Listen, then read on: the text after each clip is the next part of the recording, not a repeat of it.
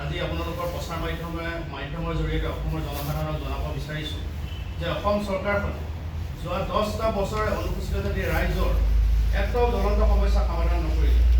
তাৰ আমি তীব্ৰ ভাষাৰে গৰিহণা দিছোঁ আৰু ধিক্কাৰ জনাইছোঁ।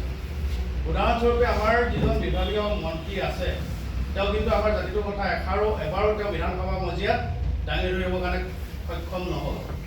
তাৰ লগতে 8জন বিধায়ক আছিলে, সেই বিধায়ককেইজনকো আমি বুবাৰ পাও ধৰি থকাৰ কাৰণে তেওঁলোকক আমি আজি প্ৰচাৰ মাধ্যমৰ জৰিয়তে আপোনালোকৰ প্ৰচাৰ মাধ্যমৰ জৰিয়তে তেওঁলোকক সকীয়াই দিব বিচাৰিছোঁ। অনাগত দিনত তেওঁলোকে যাতে অনুসূচিত জাতি সংৰক্ষিত সমষ্টিৰ পৰা যাতে বিধায়কৰ টিকট যাতে নিবিচাৰে আৰু কোনো এটা ৰাজনৈতিক দলেও তেওঁলোকক যাতে টিকট প্ৰদান নকৰে আমি আপোনালোকৰ প্ৰচাৰ মাধ্যমৰ জৰিয়তে অনুৰোধ জনাইছোঁ প্ৰতিটো ৰাজনৈতিক দলক। আৰু এটা কথা, শাসনাধিষ্ঠ বিজেপি চৰকাৰখনে 10টা বছৰে অসমৰ বিভিন্ন সৰু বৰ জাতি জনগোষ্ঠীক প্ৰায় 40খনতকৈ অধিক উন্নয়ন পৰিষদ আৰু স্বায়ত্তশাসন তেওঁলোকে প্ৰদান কৰিলে।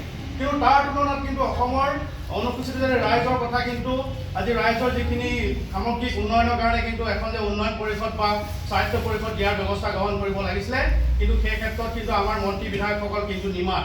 তেওঁলোকক আজি আমি এইকেইটা সংগঠনে কঠোৰ ভাষাৰে গৰিহণা দিছোঁ যে তেওঁলোকে জাতিৰ পৰা প্ৰতিনিধিত্ব কৰি জাতিৰ কথা কিয় তেওঁলোকে আজিলৈকে বিধানসভা মজিয়াত আৰু অসমৰ মুখ্যমন্ত্ৰীক দৃষ্টিগোচৰ কৰা নহ'ল। তেওঁলোকে কি অকল অসমৰ অনুসূচিত জাতিৰ লোকসকলক কি সদায় ভোট বেংক হিচাপে ব্যৱহাৰ কৰি আহিব নেকি? এইখিনি কথা আপোনালোকৰ প্ৰচাৰ মাধ্যমৰ জৰিয়তে আমি ৰাইজৰ মাজলৈ ঠেলি দিছোঁ। অনাগত দিনত ৰাইজে ইয়াৰ ওপৰত মতামত দিব যে তেওঁলোকে অসমৰ বিভিন্ন জাতি জনগোষ্ঠীৰ লোকসকলৰ সমস্যা সমাধান কৰিবৰ কাৰণে কিন্তু পদক্ষেপ গ্ৰহণ কৰিলে। বিভিন্ন জাতি জনগোষ্ঠীৰ লোকসকলৰ তেওঁলোকে আলোচনাত মিলিত হ'ল। অসমৰ কিন্তু প্ৰায় 40 লক্ষাধিক অনুসূচিত জাতিৰ ৰাইজৰ লগত তেওঁলোকে কিন্তু আজিলৈকে এবাৰো আলোচনাত বহিবলৈ কাৰণে সক্ষম নহ'ল। বিভাগীয় মন্ত্ৰী পীযুষ হাজৰিকা ডাঙৰীয়াই আমাক মানে কোনো ধৰণৰ আশ্বাস প্ৰদান নকৰিলে আজিলৈকে। আজি সংবাদমেলৰ জৰিয়তে আমি যিকেইটা সংগঠন আজি উপস্থিত আছোঁ, আমি চৰকাৰক এটা কথা আহ্বান জনাব বিচাৰিছোঁ, অসমৰ অনুসূচিত জাতিৰ ৰাইজৰ উন্নয়নৰ কাৰণে প্ৰায় 5,000 কোটি টকা কিন্তু বাজেটে নিৰ্ধাৰণ কৰিব লাগিব। অনুসূচিত জাতিৰ ৰাইজৰ উন্নয়নৰ কাৰণে 5,000 কোটি টকা আমাক পেকেজ ঘোষণা কৰিব লাগিব। চলিত যি আপোনাৰ আগন্তুক যি মাৰ্চ মাহৰ বিধানসভা হ'ব বাজেট অধিৱেশন হ'ব, এই বাজেট অধিৱেশনত কিন্তু অসমৰ প্ৰায় 40 লক্ষাধিক জনসাধাৰণৰ কাৰণে 5,000 কোটি টকা কিন্তু তেওঁলোকে আমাক উন্নয়নৰ কাৰণে উন্নয়ন পুঁজি দিব লাগিব। সেই কথা আপোনালোকৰ প্ৰচাৰ মাধ্যমৰ জৰিয়তে আমি দৃষ্টিগোচৰ কৰাব বিচাৰিছোঁ। আৰু এটা কথা, শাসনাধিষ্ঠ চৰকাৰখনে যিখিনি কথা কয়, খিলঞ্জীয়াৰ কথা কয় তেওঁলোকে যি শ্লোগান দিছে শূন্য সহনশীলতাৰ কথা, তেওঁলোকে আজি কি কাম কৰিছে? আজি বিজয় মালাকাৰ দৰে এজন অনুসূচিত জাতি সংৰক্ষিত পদত এজন বাংলাদেশী লোকক তেওঁলোকে আজি অনুসূচিত জাতি সংৰক্ষিত পদত তেওঁলোকে আজি নিৰ্বাচন খেলাই জিকাই আনিবৰ কাৰণে সক্ষম হৈছে। সৌৰভে আপোনাৰ তপন দাস তেওঁ যেতিয়া শিক্ষা গ্ৰহণ কৰিছিলে, শিক্ষা গ্ৰহণ কৰোঁতে যিখন এপ্লিকেশ্যন ফৰ্ম যিখন ফিল আপ কৰিছিলে, সেই এপ্লিকেশ্যন ফৰ্মত তেওঁ OBC বুলি লিখা আছে। আঁচনিসমূহ অলৰেডি তেওঁৰ ওপৰত মানে FIR দিয়া হৈছে আৰু প্ৰতিটো তেওঁলোকৰ দলৰ হেৰিয়াক দিয়া হৈছে, দলৰ সভাপতিক দিয়া হৈছে, সকলোকে দিয়া হৈছে অভিযোগনামা। আৰু তেওঁৰ ওপৰত মানে মহামান্য আদালতত মানে হেৰি চলি আছে, বিচাৰ প্ৰক্ৰিয়া চলি আছে। তেওঁ এইটো মানে এফিডেভিট কৰি দাস কৰিছে। তেওঁ এজন জালিয়াতি কৰি অনুসূচিত জাতি প্ৰমাণ পত্ৰ সংগ্ৰহ কৰিছে। সকলোকে ধন্যবাদ জ্ঞাপন কৰিছোঁ। কথা হ'ল কি, অসমৰ সদ্য সময়ত আটাইতকৈ যিটো জাতি আচলতে প্ৰতাৰিত হৈ আছে, আটাইতকৈ বেছি প্ৰতাৰিত হৈ থকা জাতিটো হৈছে অনুসূচিত জাতি। আৰু অনুসূচিত জাতিটো কেৱল মাত্ৰ প্ৰশাসনৰ ওপৰত প্ৰশাসন আৰু কেৱল মাত্ৰ অনুসূচিত জাতিটোৰ ওপৰত অন্যায়ৰ ওপৰত অন্যায় চলি আছে।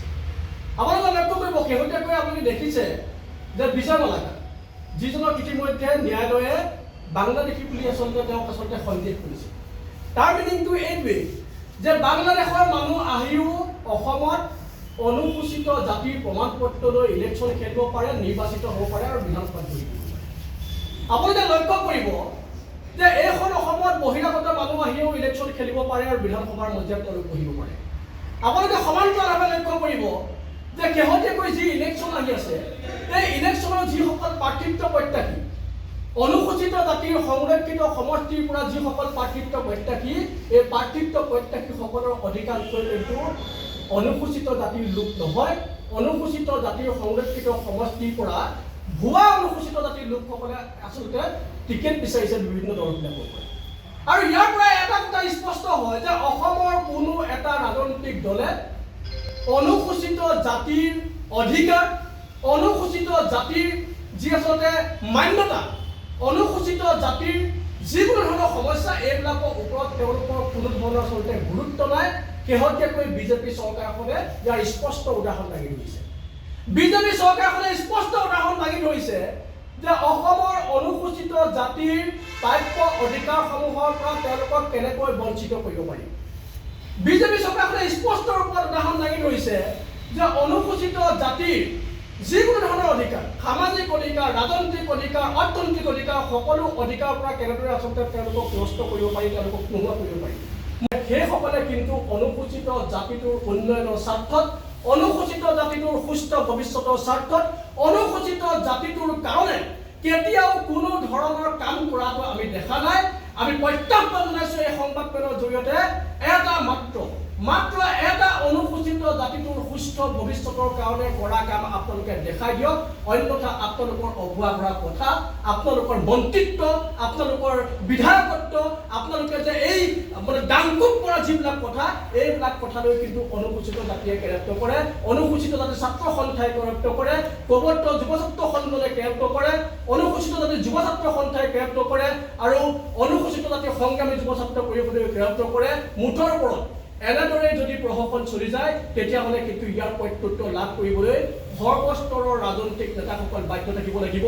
আৰু এইবাৰৰ নিৰ্বাচনত যদি কোনো সন্দেহযুক্ত লোকক, ভুৱাটো বাদে কোনোবা যদি সন্দেহযুক্ত লোকক অনুসূচিত জাতিৰ সংৰক্ষিত সমষ্টিৰ পৰা টিকেট দিয়ে কোনোবা দলে, ইয়াৰ বিৰুদ্ধে কিন্তু ভয়ংকৰভাৱে প্ৰতিবাদ হ'ব। এই কথাটো স্পষ্ট। কোনো শক্তিয়ে আমাৰ প্ৰতিবাদক কিন্তু নাশ কৰিব নোৱাৰিব, সেই কথাটো স্পষ্ট। ধন্যবাদ। আপোনালোকে লক্ষ্য কৰিব যে মন্ত্ৰী পীযুষ হাজৰিকা ডাঙৰীয়া, ন্যায় আৰু সামৰিকৰণ মন্ত্ৰী বিজয় মালাকাৰ, আমাৰ শশীধৰ দাস, মুঠৰ ওপৰত অনুসূচিত জাতীয় সংৰক্ষিত সমষ্টিৰ পৰা নিৰ্বাচিত হৈ যোৱা আটাইকেইজন বিধায়ক, আটাইকেইজন আৰু যিজন মন্ত্ৰী, কোনেও কিন্তু অনুসূচিত